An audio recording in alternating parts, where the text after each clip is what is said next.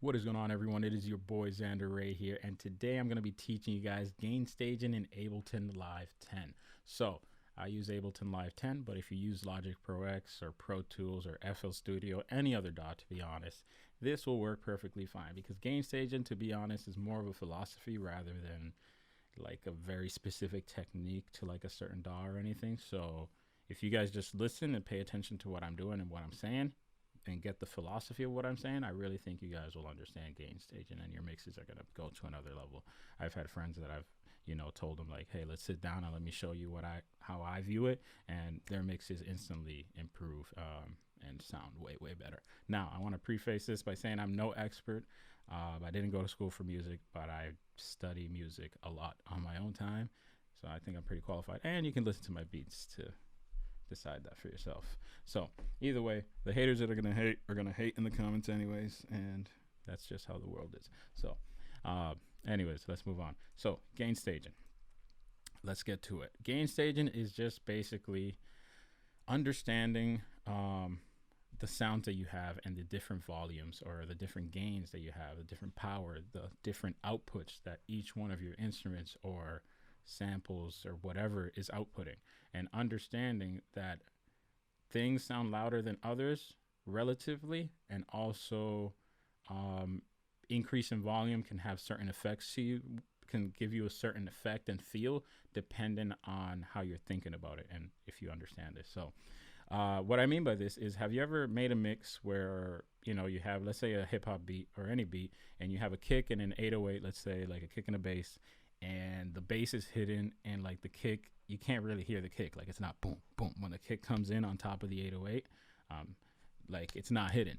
The reason for that is gain staging, because your kick is too low in comparison to, like, if this is your kick and this is your 808, your 808's vibrating up here, your kick's down here, well, it's like being underwater. You're not going to be able to hear it. So you really want to gain stage. You see staging, so you're staging, like basically setting the stages, like the heights and stuff. Sorry if I hit the mic, but this is essentially what you're doing. So you really want to set your kick here.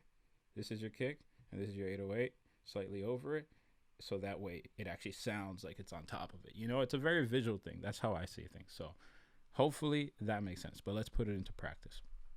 So the key to gain staging also is to make sure that none of your sounds are clipping. Now, clipping is good. Sure, I get it. There's a lot of kicks and kits that are clipping and they sound great, and that's fine. Clipping is great if you want to clip. Like if that's what you want to do, then that's fine. But if you don't know what clipping is and you don't know why it's happening, why things are sounding that way, then it's not your intention to do that.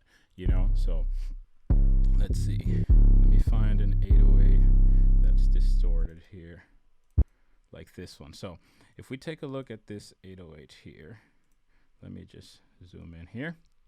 So now if we look at this 808, we can see the waveform is moving up and down. Now, in order to properly gain stage, this is what I do. I go to the actual sample. This one is clearly out of whack because you can see the waves are going past the sample window. So this is clearly clipping. Let me turn this down. And I turn this down so that I can see all the waveforms. So I know it's not going to hit peak at 0. Or rather, I know it's not going to distort. It's not going to go past 0. And let's see how that sounds. So let's just put MIDI here. Control Shift M to set MIDI and Control L to do a loop. So let's set this loop here, and let's put this bass here. And let me put this on a one shot so that way it doesn't stop playing. Yeah. So okay. So now if I look at my master, you see where my master's hidden over here? See? Versus where it was before, let's just put it to 0. See? It's clipping. So if you notice, this is slightly clipping, right? This is only slightly clipping because this is hidden 0.49 plus 0.49 over 0. So half a dB above 0. That's cool and all if you're just making a track with an 808 and nothing else and you want it to sound distorted. But if you want to add a kick, hi-hats, other things that take up the same frequency range of the kick, then these frequencies are going to add together. If you have frequencies that are in the same kind of region, like low end frequencies, and then you add a kick, and then you add like a snare with low end, and then you had another bass for some reason. Let's just go crazy. Then all those sounds, they kind of add up, and then they kind of just blow up. Like, picture it like a box, and then like the box is filling up and it like overflows, you know? So you don't want to overflow the box from the top, right? And the top is really volume, you know, or dB. So when you have a lot of sounds that are in the same area of frequency and they're adding together, it just, you know, it keeps going up. And it's like, what is it, resonant frequencies, or when frequencies, I don't know what the proper term for when frequencies add together, but that's what that's doing. So you want to make sure that your sounds have enough headroom, and that's what headroom means. So when you do this and you bring this down and you see that nothing's peaking, well, now I have a lot of headroom, because my average dB of all of this, whenever this hits, you know, you would think it's going to be real close to zero, but it's more of like a function of, you know, the whole wave and all of that. Let's not get too technical, but you understand that this is what this is. So now it's hitting at -4, and now I can go here and turn down the individual 808, right? And let's go add a kick. So let me just find a kick to show you guys what I'm talking about. Kits, here we go. Let's get a kick. Okay, let's get this. Yeah, let's get this kick. It's actually peaking also. So let's do, whoops, well, I guess I can do that. I can just drag the clip over. I guess that works. Okay, so now watch. So you see that kick? Same thing. See how it's peaking? Again, 0.17, but do we really want it to be peaking already from the back? Like, you got to really think of making beats as like you're cooking, you know? When you're cooking and you have all your different ingredients, when you start, you take all your ingredients, you're like, I want this snare, I want this chicken breast, you know? I want, or we'll just say the chicken breast is the 808, because that's the best part, right? You know, so we got, I want this there. If you're a vegetarian, it's the fucking, all right, we're getting too technical. Oh, okay, let's go. All right, so you got this, you got this snare, you got this fucking, whatever, you got the chicken, you got all the different ingredients. Point is, you don't want your ingredients to be dirty, you don't want them to be bad, you don't want them to be spoiled before they even go into the food. If you start with a spoiled ingredient, AKA a sample that is not correctly hidden the way you want it to be, that is distorted, then it's going to be distorted no matter what you do. Does that make sense? Okay, that's the point. So if you look at this distorted kick, which is fine, again, if you want a distorted kick, that's cool, but I don't want a distorted kick. Or if I do, I want to make that decision when I'm mixing and mastering at the end. So this is hitting at 0.17, so I'm going to go into this kick, and as you can see, this is clearly going way past our box here.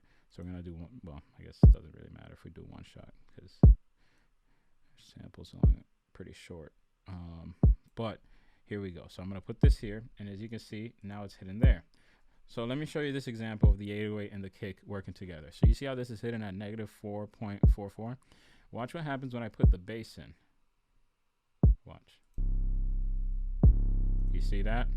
So it went from -4.4 up to -2.51. So that's an entire 2 dB increase because they're adding together. So you understand what I mean? So if they're both already peaking, right, and they add together, it's going to peak even more. And that's why your mix is not going to sound clean. And if you try to throw like a glue compressor, soft clipper, whatever limiter on top of it, you're not doing anything crazy. You're not doing anything special. You're just putting a roof, and then like this thing's trying to distort this far, and like now you've put a roof, so now it's like angry, you know what I mean? It's like, I'm really fucking mad. So you gotta understand that. I don't know why I keep looking up, it's because that's where my camera is. So I'm sorry if this looks weird, but I hope you guys are getting valuable knowledge. And if, listen man, if this helps you, and I feel like this is good, like, if you're listening, if you have ears, you should be able to understand what I'm saying. Like, I feel like it's not that complicated. But if it's complicated, leave a comment, and trust me, I will explain it to you until my fucking hands drop, because I want you guys to understand it. This is something that I struggled with a lot when I started making beats, and it's something that, you know, just mentally, like when your beats aren't sounding right, and you know, it's just a little bit demotivating, and it can really set you back. So like, if you have this tool and this ability to do this, that like, you're just gonna be set, and it's gonna make you make more beats, you're gonna be more motivated. So, you know, like, give the fucking sauce away, man. It's not even sauce, it's just, it is what it is, you know. So anyways, this kick is hitting there. And now let me give you the example of the gain staging and doing the 808 and the kick together. So, okay, let's see. So we have the 808 and the kick. So you hear the 808. So watch as I bring the kick up. So you can hear it kind of low, a little bit. See, it's still not. You're like, oh, why is my kick not hitting? Well, motherfucker. There you go. See, you can clearly hear that. And then you can do the opposite, obviously, which I just did. And then you can't hear the kick anymore as much. So, there you go. Excuse me. So, that's basically it, to be honest. I'm pretty sure you guys figured that out a little bit ago and probably clicked off the video. But if you are watching it this far, leave a comment and tell me that you actually watched this far. That'd be pretty cool. Or just say hello, whatever. Questions, feel free. Critiques, anything I can do better. If the overlay's a little too annoying, bro, just give me critiques at the bottom. These are my first like YouTube videos, so if you guys want better content, if you guys are fucking with the content, be sure to subscribe, like, comment, rate, blah blah blah, send it left, send it to your grandma, whatever you got to do. But you know, definitely the most important thing to me is if I'm providing value to you guys, and let me know if I'm doing that in the comments, because that would be super appreciated. And let me know what you want to learn next. I'll teach you guys. So yeah, thank you guys all for watching. It's your boy Xander Rey, and I am out. Peace.